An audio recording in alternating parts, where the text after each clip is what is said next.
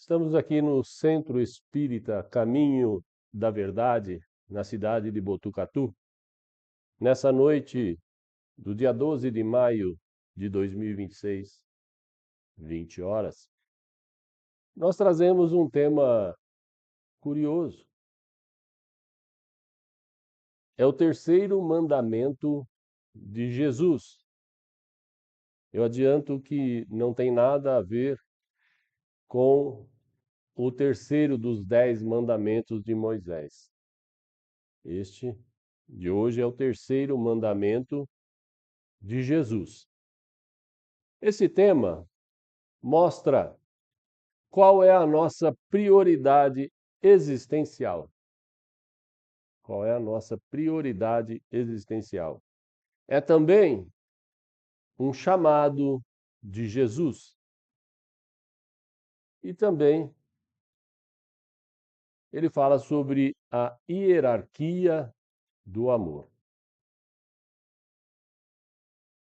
Neste desafio, vamos entender por que a letra mata, mas que a luz do Espírito vivifica.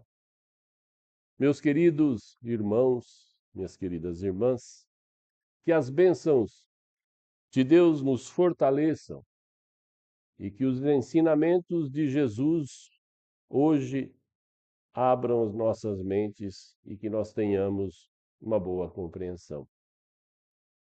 Estamos fazendo esse trabalho de agora com o objetivo de desmistificar a passagem do Evangelho de Lucas 14, parágrafo 26, lançando mais luz e compreensão nesse ensinamento de Jesus. Lembremos Lucas 14, parágrafo 26. Se alguém vier a mim e não odiar o seu pai, e não odiar a sua mãe, os seus filhos, os seus irmãos, as suas irmãs, e não odiar também a sua própria vida, não pode ser meu discípulo, não pode ser meu apóstolo. Inacreditável, né? Ouvir uma frase dessa e está no Evangelho como sendo de Jesus. Mas é por isso que a letra mata e o Espírito vivifica. Esta frase, ela tem sido ao longo dos séculos alvo de severas críticas dos opositores do cristianismo, os nossos adversários religiosos, tentando plantar em nós, seguidores, a semente da dúvida, querendo que nós tenhamos dúvida quanto ao desamor familiar do nosso Mestre Jesus. Como é que Jesus, que nos trouxe o seu evangelho de amor, poderia pregar o ódio, e ainda mais o ódio aos pais e aos familiares? Isso seria, no mínimo, contrassenso. Uma gigantesca incoerência dizer que Jesus era contra a família. Nessa preleção, buscaremos o significado real escondido por trás dessa frase. Compreenderemos que Jesus, o pedagogo divino, não pedia que desprezemos nossos afetos. Não. Ele pedia uma prioridade existencial. Então, ele não pedia que desprezássemos os nossos afetos, mas sim, ele estava falando de uma prioridade dessa nossa existência. Prioridade dessa existência. Nós precisamos mergulhar no contexto da cultura semita e da língua aramaica para termos um melhor entendimento sobre este grande ensinamento de Jesus. A cultura semita compreende as culturas dos judeus e dos hebreus. Jesus falava para um povo que utilizava com frequência um recurso gramatical chamado contraste. Um recurso gramatical chamado contraste. E ele servia esse contraste para dar mais ênfase a uma ideia, para chamar a atenção. Essa passagem, ela foi pronunciada na língua nativa de Jesus, o aramaico, uma língua semítica. E Lucas, o evangelista, ele escreveu essa passagem na língua grega. Então já teve uma tradução. No aramaico, para que possamos entender, e no hebraico antigo, a palavra odiar, odiar seus pais, odiar seus irmãos, a palavra odiar era dita palavra sane. Sane seu pai, sane sua mãe, sane sua própria vida. Essa palavra sane não produzia para eles aquela carga emocional negativa que a palavra ódio tem para nós. O termo odiar não tinha esse mesmo significado. E ele recebeu muitas traduções, a palavra sene, de uma língua para outra, de outra para outra, até nós termos hoje a tradução dessa palavra sene, lá do aramaico, passando para o grego, né? Passando para o latim, passando por um monte de outras palavras, e cada vez escolhiam uma mais ou menos próxima, e por último escolheram o odiar para o português. A palavra odiar, ou sane, na cultura semita, significava tecnicamente sane, amar menos. Esse era o significado. Sane, amar menos. Um outro significado de sane, colocar uma hierarquia entre um e outro. Quem era o primeiro na hierarquia e quem era o segundo. Então, sane, que foi traduzido como odiar, na verdade significa amar menos ou fulano é superior hierarquicamente a Beltrano. Era uma forma didática de contrastar a maior e a menor importância entre duas coisas ou duas pessoas. Vejamos o exemplo de Jacó. Na Bíblia, diz que Jacó amava Raquel e odiava Lia, as duas suas esposas queridas. Estranho, né? Na verdade, Jacó não nutria ódio, nosso ódio, por Lia. Mas ele tinha uma clara, uma evidente preferência por Raquel, preferência essa maior do que a que ele tinha por Lia.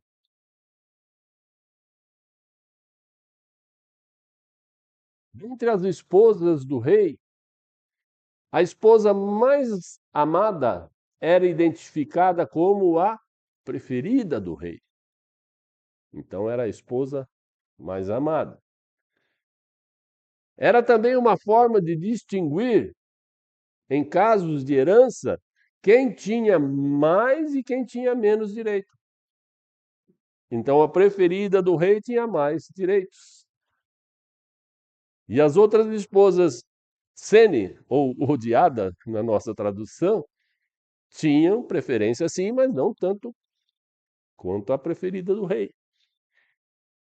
Podemos ver até no Deuteronômio, nas leis de herança, fala-se dos direitos da esposa amada e também dos direitos da esposa odiada.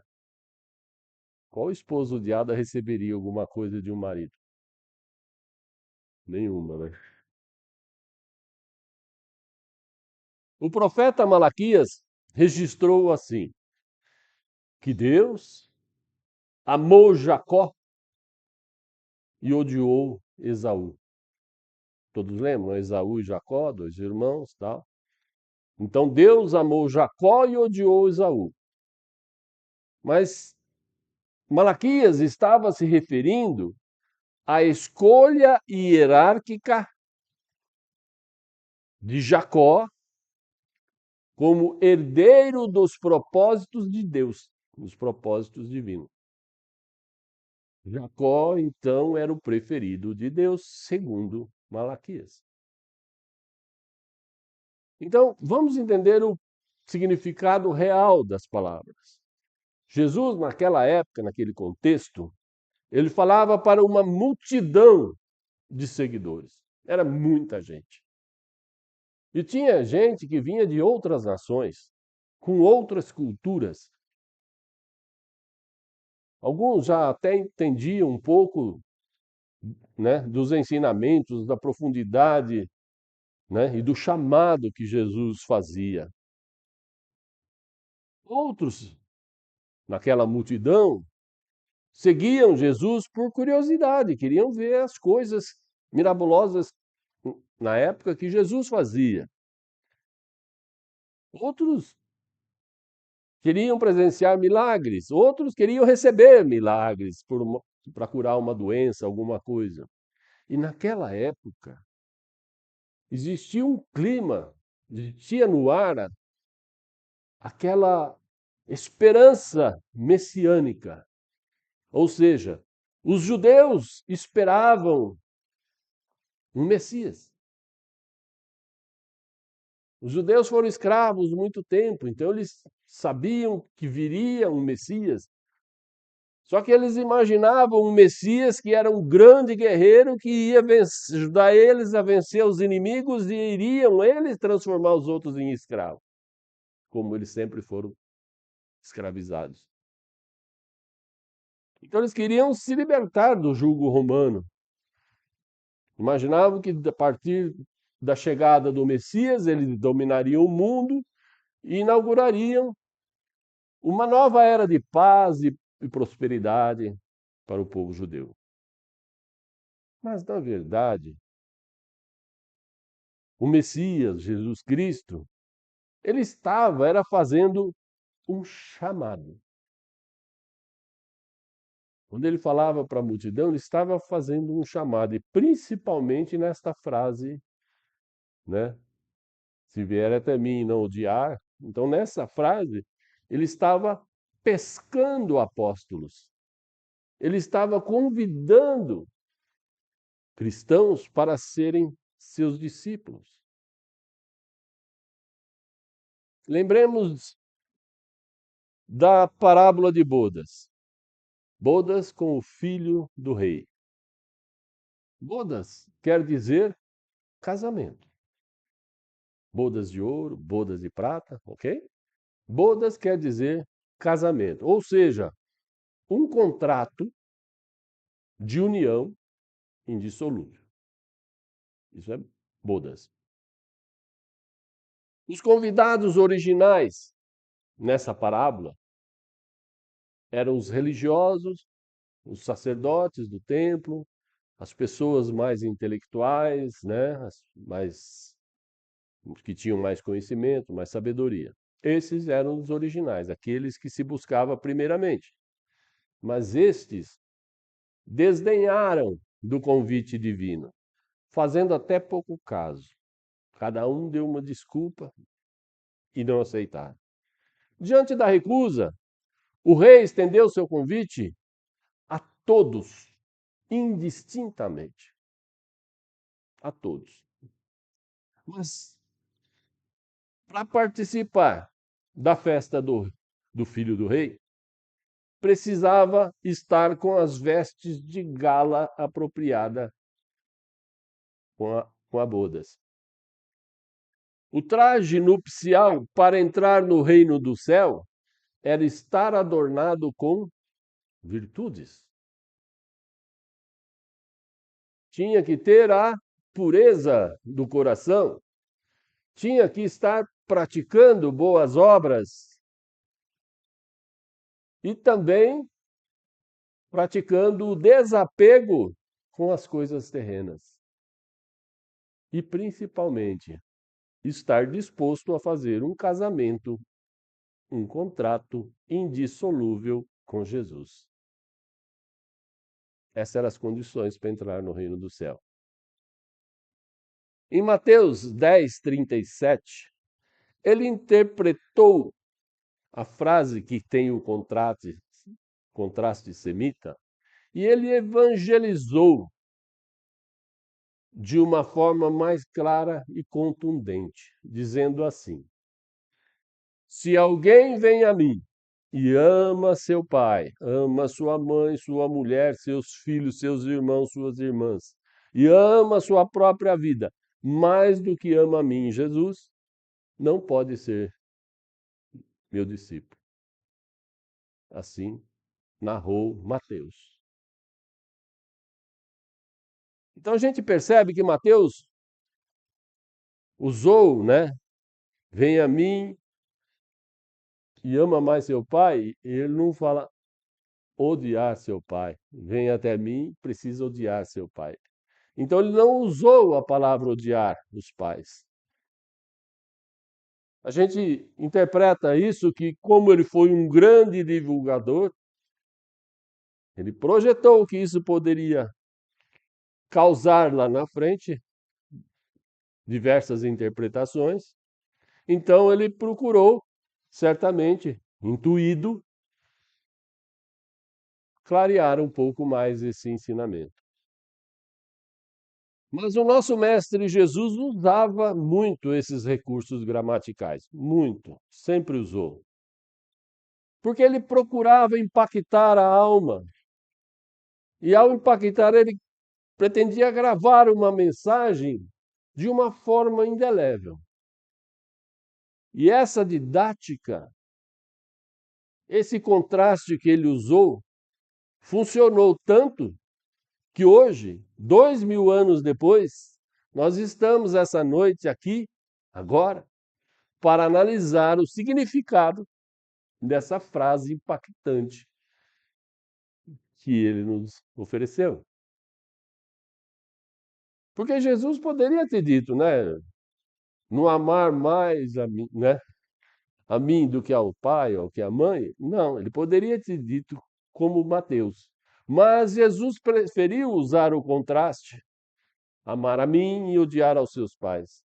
Porque era uma forma didática muito usada na época. Era muito usada. Até pelos sacerdotes dos templos. Eles usavam muito esse contraste ao ensinar alguma coisa. Eles faziam isso para que o ouvinte parasse ao ouvir uma frase com contraste e ficasse pensando no que foi dito e analisasse profundamente o significado daquela palavra, daquela frase. Qual era o sentido daquilo? Portanto, Jesus utilizou esse contraste para que os seus ouvintes, muito diversificados, parassem e refletissem. Qual era a reflexão? Eram algumas.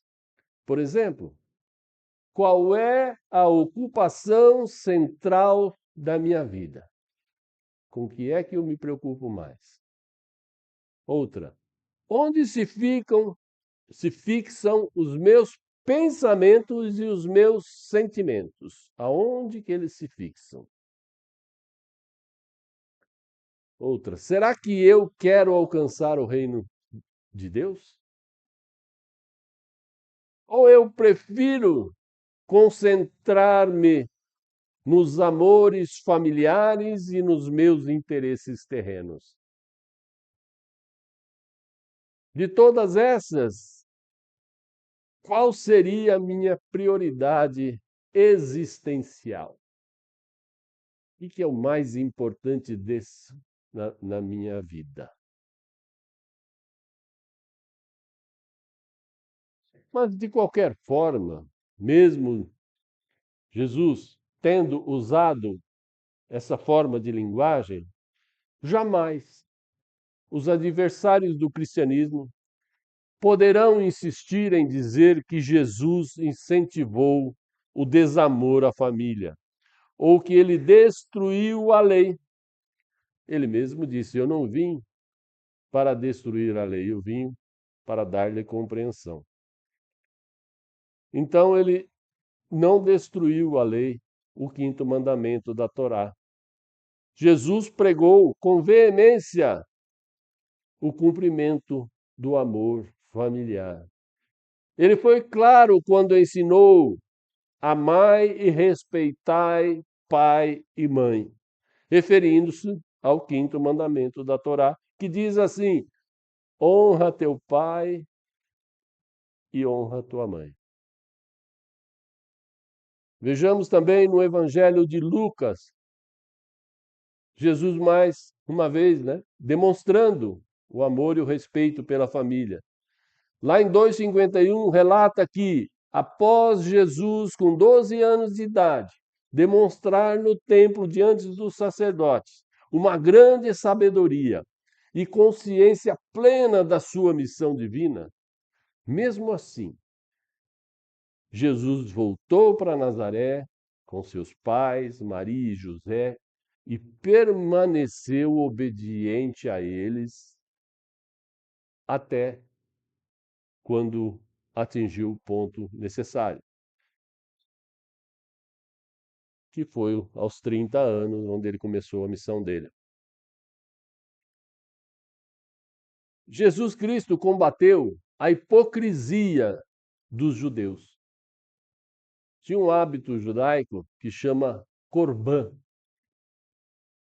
Corban é uma oferta financeira que os judeus fazem para Deus e para o templo. Então, todo judeu quer praticar o Corban, dar um valor financeiro para Deus e outro para o templo. Em Marcos 7, Jesus repreende os fariseus que fugiam do dever de sustentar os pais sob o pretexto de que não poderiam sustentar ao pai porque tinham que fazer ofertas religiosas para os templos. Com isso, eles abandonavam os pais à míngua. Jesus deixou bem claro que a religião não serve de desculpa para negligenciar pais e nem a família. Lá em Timóteo 5, parágrafo 8, ele afirma: mas se alguém não tem cuidado dos seus, e principalmente dos da sua família, este negou a fé e é pior do que qualquer infiel. E ele concluiu: o melhor discípulo é também o melhor filho e também o melhor esposo, o melhor pai, pois ele ama com a luz da eternidade e não com a sombra do egoísmo. E teve também o cuidado com a família de Jesus lá no alto da cruz. Em seu último esforço físico, Jesus lembrou de entregar a sua mãe aos cuidados do discípulo amado, garantindo a ela amparo e afeto. Lembram quando ele diz: mãe, eis aí o seu filho. Filho, eis aí a sua mãe. Em seus últimos momentos ele fez isso. Ele confiou Maria ao discípulo amado João.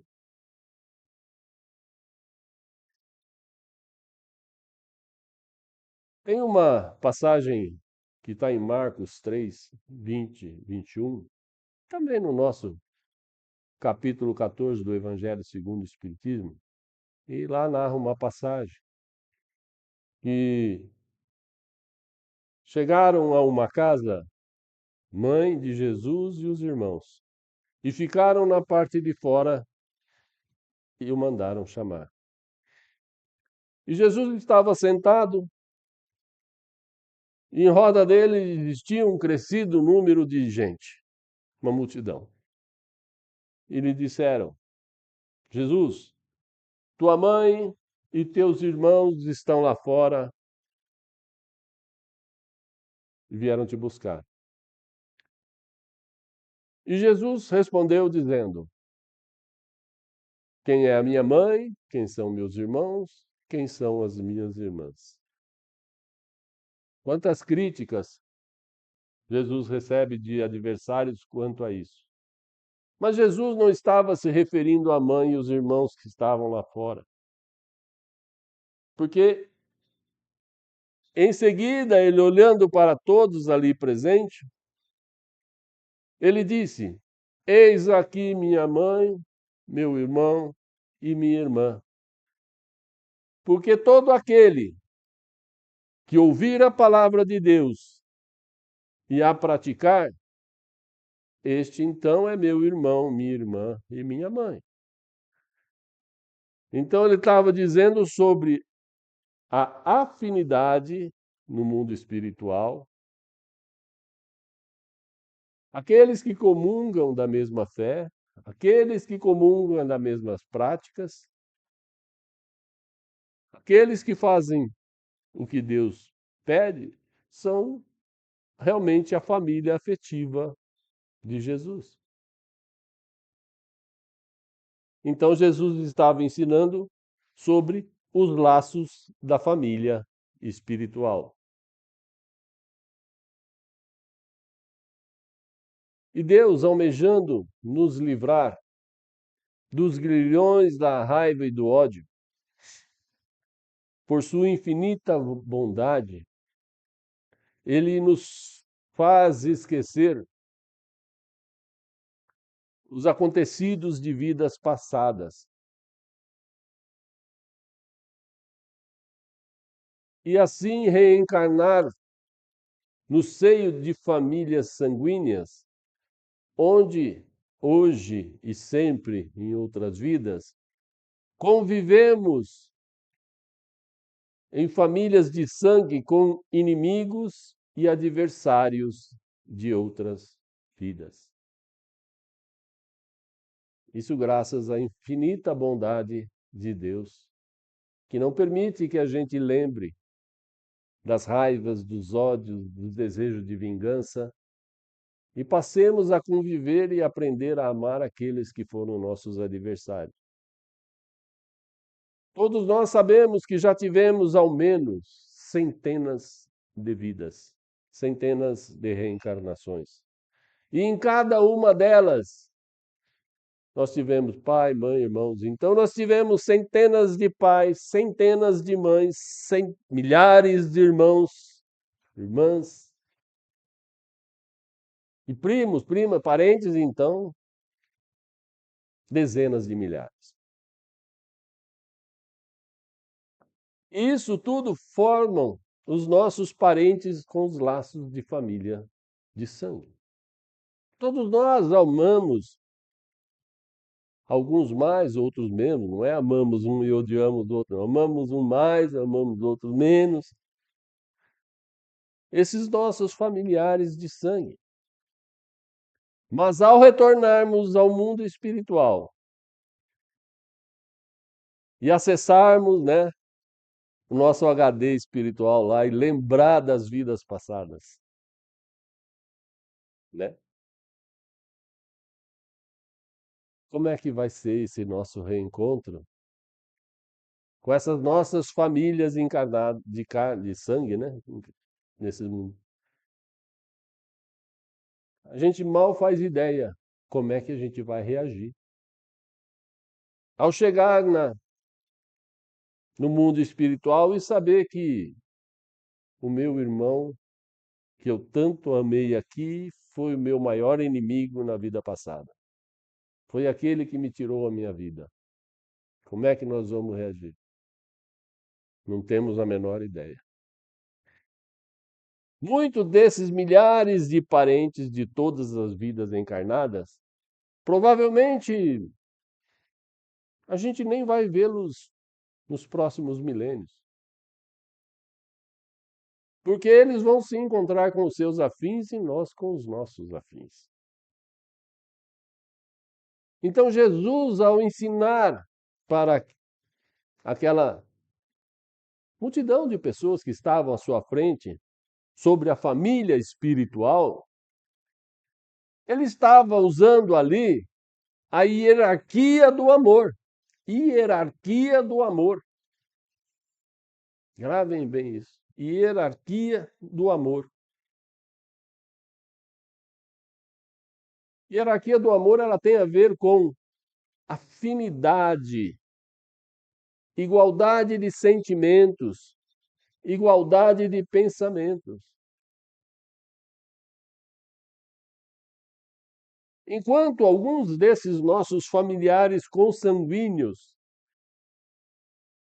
nós convivemos em torno de 50, 60 anos, e depois, em outras vidas, não sabemos mais se convivemos ou nunca mais, enquanto com esses de sangue é 50, 60 anos, por outro lado, o nosso irmão maior, Jesus, ele está conosco desde quando, hein? Desde sempre. Enquanto uns ficam conosco 50, 60 anos, Jesus está conosco desde quando a gente começou a existir. Desde sempre. E sempre se sacrificando por nós. Se sacrificando por nós. Nos apoiando. Nos ensinando. E principalmente, nos amando incondicionalmente desde sempre. Dá para entender aí qual é a hierarquia do amor?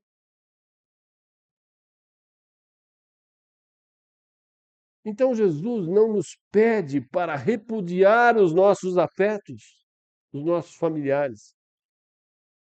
Ele pede para que nós não permitamos que o amor humano, o amor de sangue, muitas vezes possessivo, muitas vezes egoísta, se torne um obstáculo ao amor universal e ao dever espiritual. É isso que ele nos pede. Até Kardec nos ensinou que a família consanguínea é o primeiro laboratório da alma. É o primeiro laboratório da alma. Mas jamais é o nosso destino final. Não. Nosso destino final é Deus, Jesus e assim por diante. Então, o propósito da vida, diz Kardec, o propósito da vida é a fraternidade universal. O propósito da vida, segundo Kardec, é a fraternidade universal. Nosso irmão Bezerra nos ensinou assim: amai, pois, os vossos entes queridos, mas não permitais que este amor se transforme em algema para o vosso progresso ou para o progresso desses nossos familiares. Porque o amor verdadeiro, ele liberta. E o amor paixão, que é esse amor consanguíneo, ele escraviza. Fica então para a consciência de cada um de nós definir a quem devemos amar e a quem devemos odiar. Sene, não, vamos trocar o Sene aí. A quem devemos amar e a quem devemos amar menos. Jesus nos ensinou: eu sou o caminho, a verdade e a vida.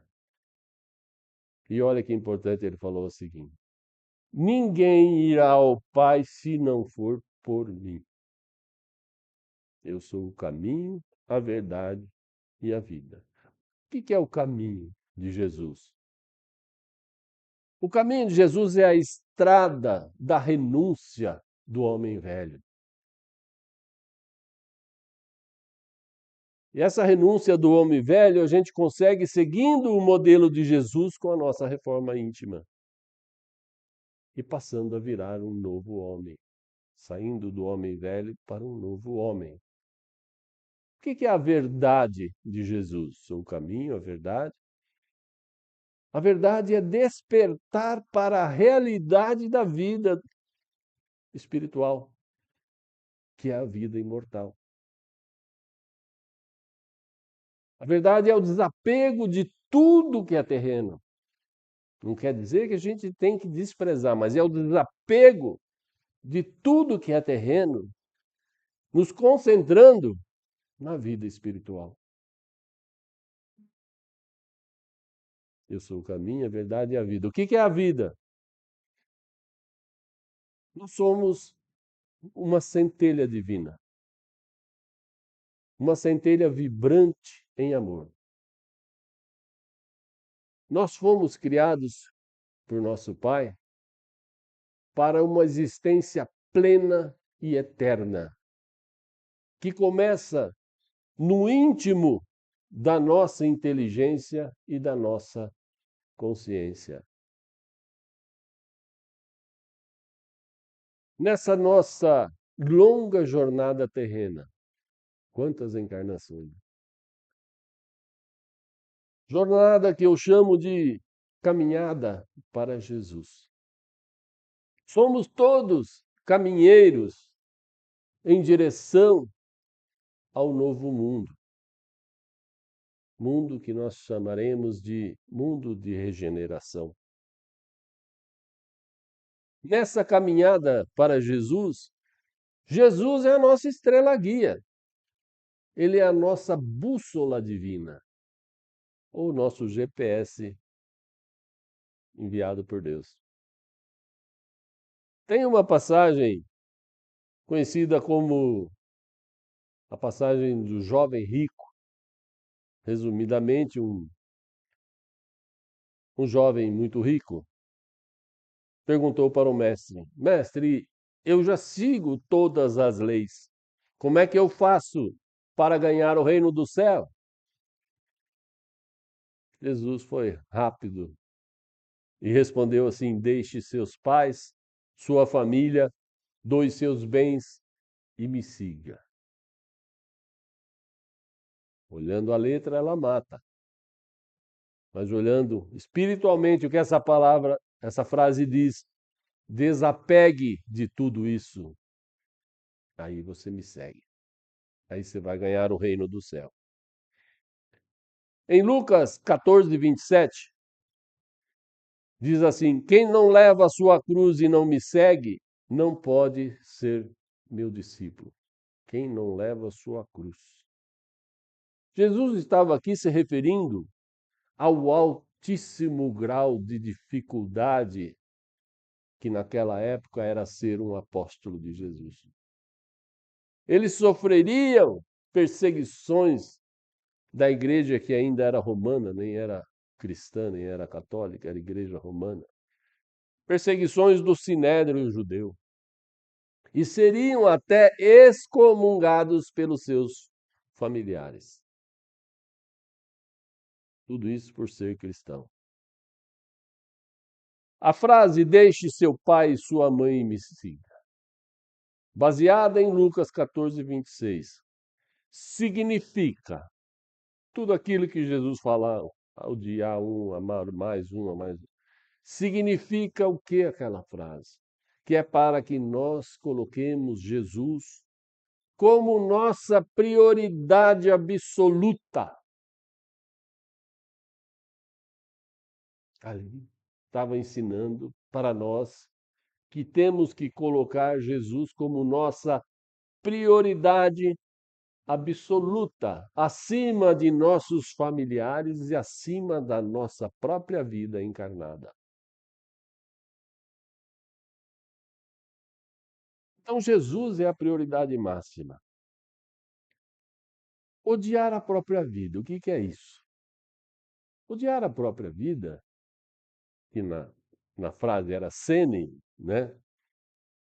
Amar menos a própria vida do que Jesus, é desapegar-se do orgulho, desapegar-se da vaidade, do narcisismo, das aparências. É sacrificar o nosso personalismo e o nosso egoísmo. O caminho pode ser estreito e exigir a nossa cruz, mas a recompensa será maravilhosa. A recompensa prometida à direita do Mestre nada mais é do que a paz de consciência que ninguém jamais poderá nos tirar. Ao colocarmos Jesus acima de tudo, não quer dizer que nós devemos amar menos a nossa família, ao contrário. Ao contrário. Ao amar mais Jesus, nós passaremos a amar a nossa família de uma maneira melhor. Porque a família passa, então, a não ser mais uma posse. E em vez de posse, ela passa a ser amparo. Em vez da cobrança, a nossa família, cuidar delas, passa a ser caridade. Então, gente, todos nós, encarnados e desencarnados, sabemos que o convite para as bodas do Filho do Rei está aberto para todos nós.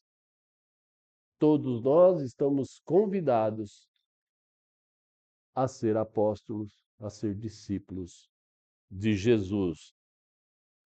Jesus nos convida ao banquete, mas ele nos cobra a túnica nupcial da nossa transformação moral.